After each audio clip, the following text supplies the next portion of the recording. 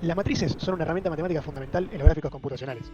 Gracias a ellas se puede representar y manipular todo lo que vemos en un entorno tridimensional, como los mundos o los jueguitos. Básicamente una matriz es un conjunto de números organizados en filas y columnas, que básicamente con ellas podemos transformar objetos, moverlos, rotarlos, escalarlos o proyectarlos en una pantalla 2D. En los motores gráficos, estas operaciones se usan constantemente, desde mover un personaje o girar una cámara hasta simular físicas o animar un objeto. Las matrices permiten hacer todos esos cálculos de forma muy eficiente, lo cual es clave para que todo funcione en tiempo real. En resumen, podríamos decir que las matrices son el puente entre las matemáticas y lo que visualmente vemos en la pantalla. Bueno, como dije antes, en los gráficos computacionales, las matrices se usan para aplicar transformaciones geométricas, o sea, cambios en la posición, orientación o tamaño de un objeto en el espacio 3D. La primera de estas transformaciones es la traslación, que básicamente significa mover un objeto de un punto a otro. Por ejemplo, si en un juego un personaje camina hacia adelante, su posición cambia y ese movimiento se representa con una matriz de traslación, como se puede ver ahí en la foto. Esta es la matriz de traslación. Acá vemos los valores Tx, Ti y Tz. Y estos indican cuándo se mueve el objeto, los ejes X, Y y Z respectivamente. Es una matriz 4x4 porque en gráficos 3D siempre se trabaja con coordenadas homogéneas, lo que permite combinar fácilmente distintos tipos de transformaciones. La siguiente transformación es la rotación, que nos permite girar un objeto alrededor de un eje. Por ejemplo, si un avión da una vuelta o si una cámara rota para mirar hacia otro lado, eso se calcula con una matriz de rotación.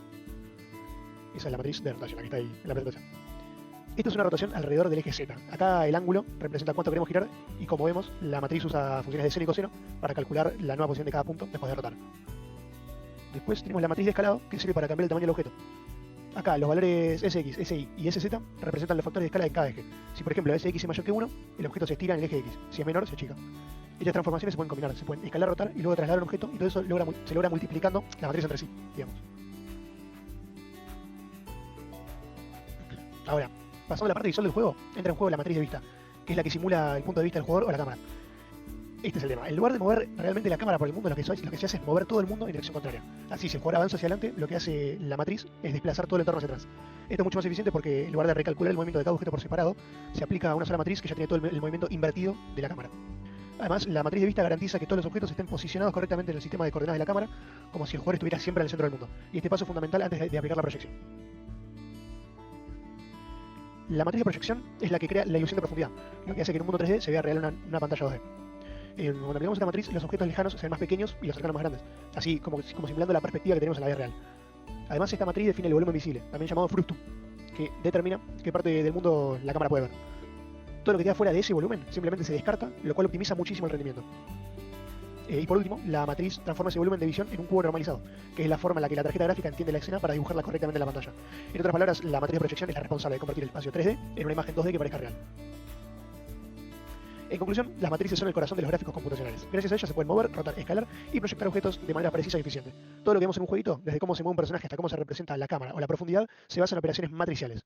Entender cómo funcionan estas transformaciones es fundamental para cualquier desarrollador que quiera trabajar con gráficos 3D o crear juegos, porque atrás de cada movimiento fluido, cada animación o cada cámara siempre hay una matriz haciendo los cálculos. Voy a hablar de cómo se relaciona la orientación y los reflejos con las matrices. Lo primero que tenemos que saber es que si el determinante es positivo, el objeto conserva su orientación, por ejemplo, una rotación normal. Pero si el determinante es negativo, lo que pasa es que el objeto se invierte, como si fuera reflejado en un espejo. Esto parece algo simple, pero en 3D tiene un impacto visual importante. Cuando el objeto se refleja, cambia el orden de sus caras. Esto puede afectar a cómo se ve y cómo se ilumina. Por eso, los motores gráficos usan una propiedad para mantener consistencia en la orientación, tanto en el modelo como en las animaciones, evitando que los modelos se den vuelta o se den al revés. Un gran ejemplo de esto podría ser cualquier plataformero. Acá puse el ejemplo del Mario, pero cualquiera podría hacerlo. Bueno, en las colisiones físicas el determinante tiene un papel muy importante. Mientras que el determinante sea distinto de cero, el objeto conserva su estructura correctamente. Pero si el determinante empieza a acercarse a cero, significa que el objeto se está colapsando, como si se aplastara en un plano o se redujera a una línea. Esto tiene conclusiones. La detección de colisiones empieza a fallar, las físicas se vuelven imprecisas, o incluso el objeto puede atravesar otros. Por ejemplo, si escalamos un objeto de cero a uno de sus ejes, su volumen desaparecerá completamente y el motor ya no puede detectar colisiones. Esto lo podemos ver en el ejemplo que se muestra en pantalla y en el ejemplo de la próxima diapositiva. Cuando el determinante llega a cero, el problema se vuelve más grave. Esto significa que la matriz ya no tiene inversa. En gráficos, esto implica que el objeto fue deformado o aplastado al punto de que una de sus dimensiones desapareció. Por ejemplo, un cubo que se aplana totalmente ya no es volumen en la superficie. Esto puede causar errores importantes en motores como Unity o Unreal, porque estas transformaciones con un determinante cero pueden romper cálculos de iluminación, proyección o incluso física. Entonces podemos decir que cuando el determinante funciona como una especie de indicador de estabilidad geométrica, mientras no sea cero, la transformación es segura, el juego puede seguir funcionando bien. Si llega a cero, puede generar errores o hasta crashes. Esto lo podemos ver como por ejemplo en el Garry's Mod, cuando tiras un objeto o lo achicas o lo agrandas, las colisiones y las físicas se vuelven más inestables. Las colisiones en Unity, cuando una transformación tiene un determinante 0, el motor interpreta que este objeto ya no tiene volumen real, por lo tanto deja de calcular colisiones. En la práctica esto pasa cuando escalamos algo a 0 o cuando una animación de escala lo aplasta completamente. El collider desaparece, los objetos se atraviesan entre sí, y hasta puede aparecer errores de renderizado o en la física. Por eso en Unity y en otros motores gráficos el determinante se usa indirectamente para validar una transformación si es correcta o no. Mientras el determinante no sea 0, el objeto mantiene su forma, su orientación y su interacción física dentro del juego. En cambio, si llega a 0, el motor lo considera inestable o inválido.